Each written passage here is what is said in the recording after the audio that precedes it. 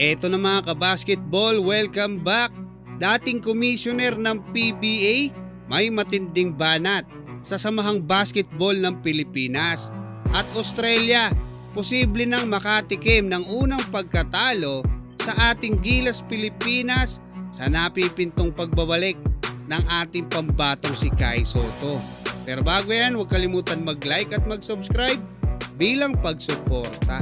Dahil nga sa sunod-sunod na pagkatalo ng ating Gilas Pilipinas sa mga nakaraan nitong laban sa FIBA Asia Cup qualifiers at maging sa FIBA Asia Cup ay matindi yung naging reaksyon ng mga Pinoy basketball fans kasi tinalo tayo ng Taiwan, New Zealand at Australia.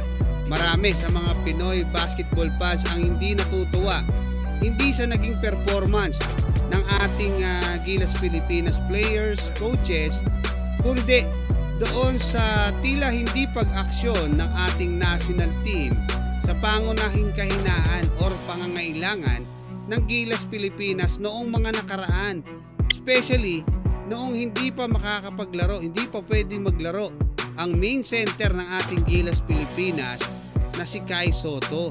Matatandaan na nauna na nating sinabi nung inirekomenda etong si Quentin Melioria Brown para pansamantala maging kapalit ng ating pambatong si Kai Sotto, ngunit hindi nga ito napa-approve ng Samahang Basketball ng Pilipinas sa FIBA bilang local player sa hindi natin malaman pa sa ngayon na dahilan.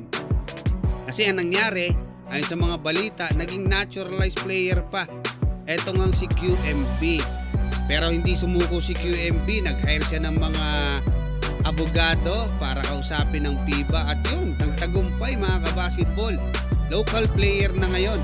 Etong si QMB, binalita na rin niya ng SBP. Pero syempre parang sampal sa kanila yun mga kabasketball sa Samahang Basketball ng Pilipinas.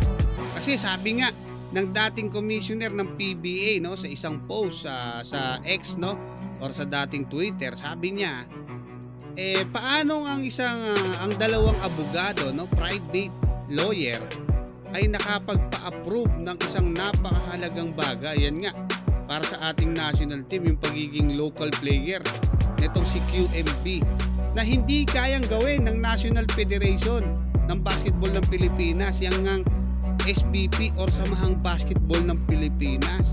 So para sinasabi niya, it's either mahina ba yung mga abogado natin or hindi natin na-aksyonan. Kasi napakahalaga nito para sa ating national team, hindi lang para sa dito sa kaso ni QMB, kundi doon pa sa mga ibang players na gusto nating makalaro as local sa ating Gilas Pilipinas.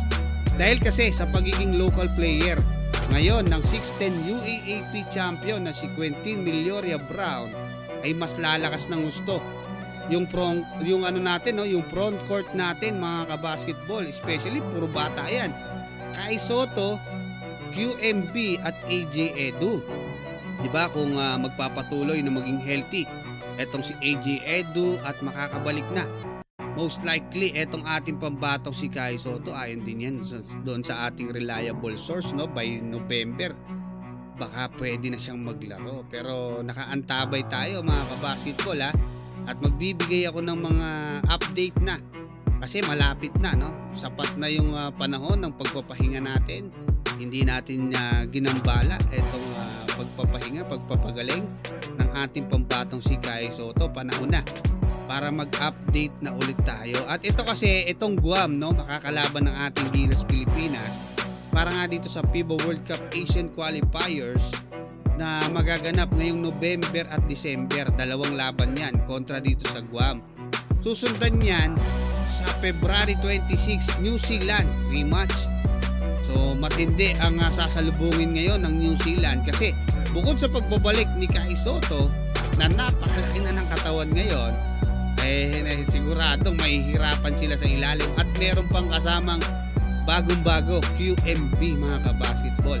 At meron din tayong rematch sa Australia March 1 mga kabasketball na posibleng kung nung nakaraang November tinalo ng Gilas Pilipinas kauna-unahan etong New Zealand, posibleng etong March 1 ng susunod na taon mangyari na itong unang panalo ng Gilas Pilipinas kontra sa Australia na hindi pa nangyayari sa kasaysayan at 3 sunod na tayong tinatambakan sa mga FIBA sanction games.